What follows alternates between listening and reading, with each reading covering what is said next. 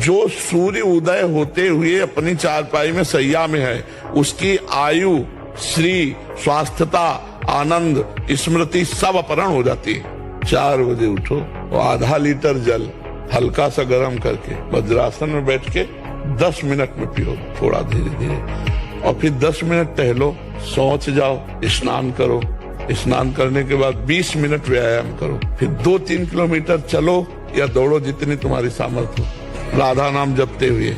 फिर इसके बाद जो आपकी दिनचर्या सांसारिक हो, हम पूजा की एक भी बात नहीं कह रहे, अपनी सांसारिक दिनचर्या करो, और जब आपको समय मिले तो सत्संग सुनो और गीता जी ले लो, श्रीमद् भगवत गीता जी, थोड़ी देर गीता पढ़ो। यही भूल है कि ये कर सकते, हम नहीं कर, क्यों नहीं हम कर सकते? बड़ी सी बड़ी स्थिति जितनी भी बनी, चाहे भागवतिक बनी चाहे लौकिक बनी, हमारे लिए बनी, हम तैयार नहीं करते उसको, हम स्वीकृति नहीं करते। इसीलिए हर देश का नागरिक हर पद पे भारत के बैठ सकता है, ऐसे भगवान का बच्चा हर ऊंचाई पर चढ़ सकता है। थोड़ा आगे बढ़ो, नाम जप करो, धर्म से चलो, बल चाहिए वो ब्रह्मचर्य, शुद्ध ज्ञान, शारीरिक बल भी, आध्यात्मिक बल भी, दिव्य भाव, दिव्य स्मृति, हर अंग में विशेष स्फूर्ति, आवेश आ जाए तो कुछ भी कर सकता है, वो सारा कुछ ब्रह्मचर्य में। हमारी इस बात को पकड़े रहना कि लंबे समय तक परिणाम न मिलने पर भी निराशा नहीं आनी चाहिए। मैं नीच हूँ, पतित हूँ, व्यभिचारी हूँ, दुष्ट हूँ, पर अब आपका हूँ और आपका ही रहूंगा। अब अगर आपको ऐसे ही मुझे रखना है तो मैं ऐसे ही आपका रहूंगा, और अगर आपको सुधारना तो सुधार लो, मैं आपका हूँ। ये हम शरणागति की बात कह रहे हैं, बहुत आनंद का विषय। अब क्या चिंता, आप जैसे चाहो वैसे रखो, मैं आपका हूँ। अपनी तरफ से प्रयास करके गलत आचरण करना ये नहीं होगा, प्रयास गलत आचरण से बचने का है। तो अभी समय है, भजन कर लो, भगवान को रिझा लो, नहीं आगे और ऐसा समय आने वाला है जो बड़ा अनिष्टकारी होगा, प्रतिपल बढ़ता ही चला जाएगा अनिष्ट। पहले जितनी शांति और साधुता देखी अब वो नहीं रह गई, 40 वर्ष पहले जो हमने देखी वो अब नहीं रह गई। मोबाइल के जमाने में बहुत सी बहिर्मुखताएं, बहुत सी कमियां ऐसी आ गई जो नहीं होनी चाहिए अपने लोगों में, बहुत सी कमियां आ गई। आगे चलकर और 10-20 वर्ष में देखना ऐसी आ जाए।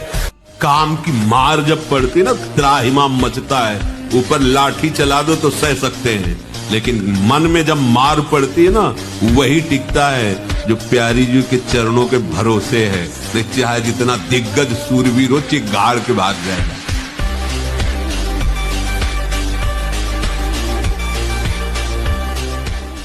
सच्चिदानंद प्रभु को छोड़कर कहीं भी आश्रय या सुख बुद्धि होना मतलब खतरा प्रारंभ हो गया है। ध्यान दीजिए, सच्चिदानंद परम सुख स्वरूप प्रभु जो हमारे आश्रयदाता हैं, इनके सिवा कहीं आशा भरोसा हो जाना मतलब अब हमारे परमार्थ का खतरा प्रारंभ हो रहा है।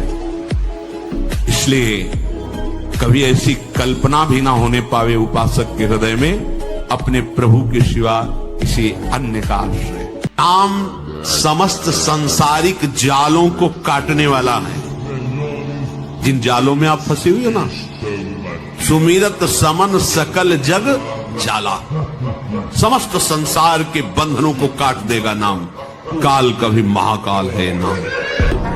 ब्रह्मचर्यहीनता और अभक्ष्य पदार्थों के खाने से ऐसी बुद्धि कमजोर हो गई, जरा जरा सी बातों में लोग निराश होकर शरीर छोड़ने के लिए तैयार हैं।